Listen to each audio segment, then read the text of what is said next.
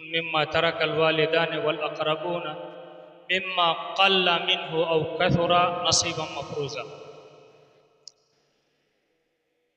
जनाब सदर, मुअज़्ज़ज़ उलमाए किराम, तालिबान उलूम नबूवत, मेरे दीन व मिल्ली भाइयों,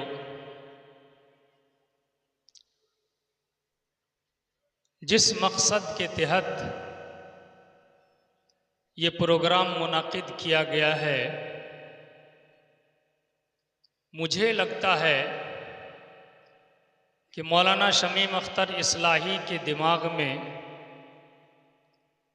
एक इस्लाही फ़िक्र पैदा हुई है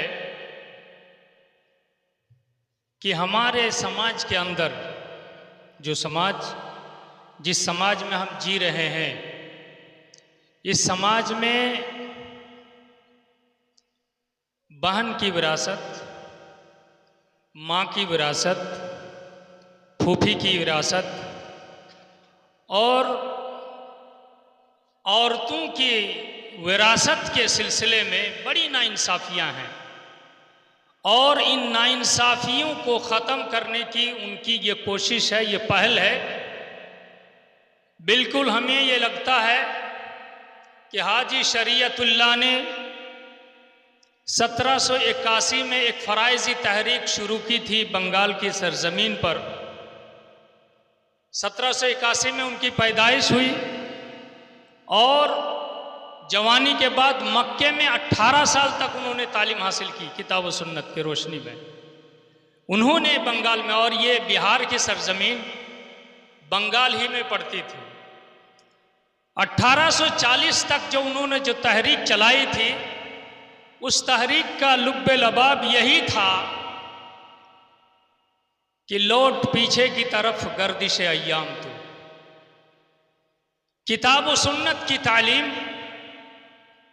की रोशनी में समाजी इस्लाह किस तरह से हो, मुस्लिम मुआशरा तौहीद व सुन्नत को किस तरह से अपनाए, उन्होंने ये तहरीक चलाई थी।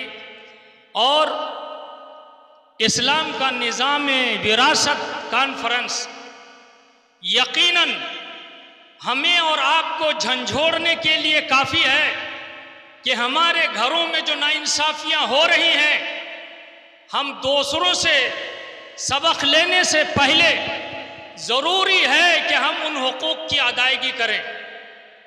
बहुत सारे बाप ऐसे हैं, उनको हम लोग जानते भी हैं, जिन्होंने हज करने जाने से पहले अपने बेटों को तमाम जायदाद लिख दी और बेटियों को महरूम कर दिया, या किसी बेटे को ज्यादा लिख दिया, किसी बेटे को कम लिख दिया, तो फ़िअलन ये गुनाह वो बेटा भी करने के लिए तैयार हो गया और उस बाप को कत्ल कर दिया। ये सब हादसात होते रहते हैं दोस्तों। बेटी को महरूम किया जाता है ये कहकर कि तुम्हारी शादी में हमने बहुत ज्यादा खर्च किया है। बेटी को महरूम किया जाता है ये कहकर कि तुमने क्या कमाई धमाई में, क्या दौलत बनाने में तुम्हारा कोई रोल रहा है। इस तरह की बातें हमारे घरों में हो रही हैं दोस्तों। लिहाजा मौलाना शमीम अख्तर इस्लाही ने जो इस्लाही तहरीक शुरू की है, मैं समझता हूं कि यह तहरीक रुकनी नहीं चाहिए, बल्कि जिम्मेदारान यहाँ मदारिस के भी मौजूद हैं। आप लोग कोशिश ये करें कि यहाँ से जो फैसले सरज़द हों, उन फैसलों को हर शख्स तक पहुँचाने की कोशिश करें, और तभी हम समझेंगे। और उसके बाद उसकी अमली तस्वीर भी लोगों के सामने आना चाहिए। हुकूक पामाल किए जाने के जो दस्तूर बने हुए हैं, समाजी दस्तूर, बहुत गलत है दोस्तों। ये शेरशाहवादी समाज में यहाँ अल्लाह ऐलान करता है, लिर्रिजाल नसीबुन मिम्मा तरकल वालिदान वल अक़रबून वलिन्निसाई नसीब। ये एकदम बिल्कुल मर्द का हिस्सा है तो औरत का भी हिस्सा है। मर्द के लिए माँ बाप के छोड़े हुए तरके में हिस्सा है तो औरत के लिए भी माँ बाप के छोड़े में हिस्सा है। करीबी रिश्तेदारों का हिस्सा है मर्द के लिए, तो औरत के लिए भी करीबी रिश्तेदारों की विरासत में हिस्सा है। मिम्मा कल्ल मिन्हु औ कथुरा, चाहे ये कम हो चाहे ज्यादा हो। दोस्तों, एक साहब का, शायद बंबई के किसी दाई का एक बयान आ रहा था कि आजकल कोशिश ये हो रही है कि बहन को विरासत नहीं दे रहे हैं, ना देकर बोल रहे हैं कि बहन माफ कर दो, अपना दावा खत्म कर दो। नहीं, ये दुरुस्त नहीं है, बल्कि बहन को उसका हिस्सा निकाल के दे दो, फूफी को उसका हिस्सा निकाल के दे दो, उसके बाद उससे कहो कि कुछ हमको भी दे दो, हमारे बाल बच्चे हैं, ये हैं, तुम्हारे पास इतना नहीं है, उतना है, बहुत कुछ। तो देते ही नहीं है और पहले ही से माफी तलब करते हैं और कहते हैं कि माफ कर दो, माफ कर दो, और उसके ऊपर दबाव बनाते हैं कि तुम हिस्सा लेकर रिश्तेदारी खत्म करना चाहती हो, भाई का रिश्ता तुम काटना चाहती हो। इस तरह की बातें की जाती हैं दोस्तों।